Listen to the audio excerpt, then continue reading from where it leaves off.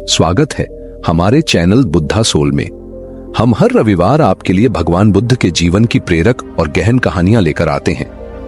आज का अध्याय बेहद खास है क्योंकि आज हम जानेंगे उस क्षण के बारे में जब सिद्धार्थ गौतम ने परम ज्ञान प्राप्त कर बुद्ध बने। यह वह यात्रा है जिसने न केवल उनके जीवन को बदल दिया बल्कि संपूर्ण संसार को भी। तो चलिए इस अद्भुत और आत्मा को छू लेने वाली कथा में प्रवेश करते हैं। सुजाता द्वारा अर्पित खीर ग्रहण कर सिद्धार्थ के शरीर में नई ऊर्जा प्रवाहित हुई।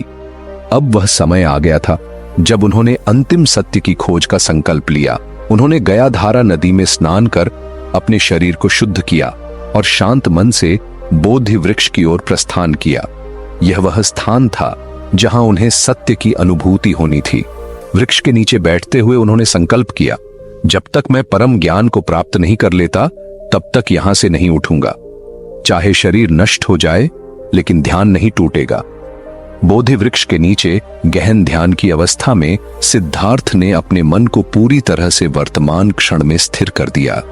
उनका चित्त एकाग्र होता गया। प्रारंभ में उनके मन में कई विचार, स्मृतियां और भूतकाल की छवियां उभरती रहीं, परंतु वे शांत भाव से उन्हें देख रहे थे, बिना किसी आकर्षण या द्वेष के। वे केवल साक्षी बनकर अपने भीतर की प्रत्येक तरंग को देख रहे थे। धीरे धीरे रात्रि बीतने लगी। पहले प्रहर में उन्होंने अपने पूर्व जन्मों को देखा। अनेक जन्मों के जीवन, कर्म और अनुभव उनके सामने स्पष्ट होते गए। उन्होंने जाना कि जन्म मरण का चक्र कितना विशाल है और कैसे आत्मा बार बार इस संसार में आती है। दूसरे प्रहर में उन्होंने देखा कि यह संसार दुखों से भरा हुआ है। जन्म, मृत्यु, रोग, वृद्धावस्था, इन सब से कोई नहीं बच सकता। लेकिन उन्होंने यह भी जाना कि इन दुखों का कारण तृष्णा है। अंततः तीसरे प्रहर में उन्होंने 4 आर्य सत्यों का पूर्ण ज्ञान प्राप्त किया। जीवन दुखमय है, दुख का कारण है तृष्णा, तृष्णा का अंत संभव है। इस अंत तक पहुंचने का मार्ग है अष्टांगिक मार्ग। यह वह क्षण था जब उन्हें निर्वाण की प्राप्ति हुई, एक ऐसी स्थिति जिसमें आत्मा जन्म और मृत्यु के बंधनों से मुक्त हो जाती है। उनकी चेतना पूर्ण रूप से जागृत हो गई थी। अब वे न केवल स्वयं को जान चुके थे बल्कि संपूर्ण ब्रह्मांड के रहस्यों को भी। उसी क्षण धरती पर हलचल मच गई। आकाश से पुष्प वृष्टि होने लगी। देवताओं ने उनकी इस उपलब्धि पर आदर प्रकट किया।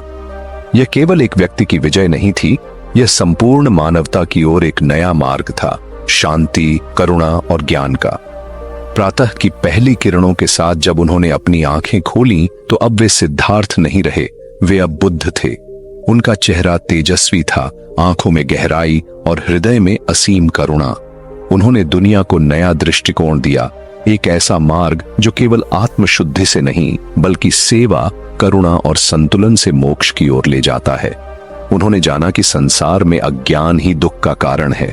यदि मनुष्य सही दृष्टि, सही विचार, सही वाणी, सही कर्म, सही आजीविका, सही प्रयास, सही स्मृति और सही ध्यान का पालन करे तो वह भी इस दुख के चक्र से मुक्त हो सकता है। यही था अष्टांगिक मार्ग, वह मार्ग जिसे उन्होंने अनुभव से जाना और जिसे वे अब विश्व को बताने को तत्पर थे।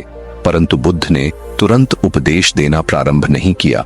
उन्होंने 7 दिन तक वहीं बोधि वृक्ष के नीचे रहकर इस अनुभव को आत्मसात किया। वे कभी वृक्ष की ओर देखकर धन्यवाद ज्ञापन करते तो कभी एकटक चुपचाप बैठकर ध्यानस्थ हो जाते। इन 7 दिनों में उन्होंने इस सत्य को न केवल समझा बल्कि पूरी तरह जिया। इन 7 दिनों में प्रत्येक दिन वे एक नए अनुभव से गुजरते। पहले दिन उन्होंने ध्यानस्थ होकर आनंद का अनुभव किया। दूसरे दिन उन्होंने संसार में व्याप्त दुख की प्रकृति को समझा। तीसरे दिन उन्होंने करुणा का अभ्यास किया। उन्होंने अपने ध्यान में सभी प्राणियों की पीड़ा को देखा और उनके लिए करुणा प्रकट की। चौथे दिन उन्होंने इस ज्ञान को स्थिर किया। 5वें दिन उन्होंने निर्णय लिया कि वह अब इस ज्ञान को सभी के साथ बांटेंगे।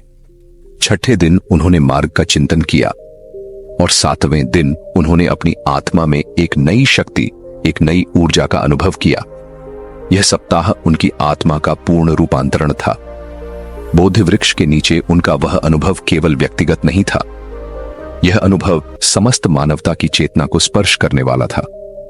उनके इस जागरण ने सिखाया कि आत्मज्ञान कोई रहस्य नहीं बल्कि एक स्पष्ट मार्ग है जिसे हर कोई देख और चल सकता है। जब बुद्ध उठे तो उन्होंने अपने चारों ओर देखा। वृक्ष, नदी, वायु, पक्षी, सब कुछ उन्हें नया लगा।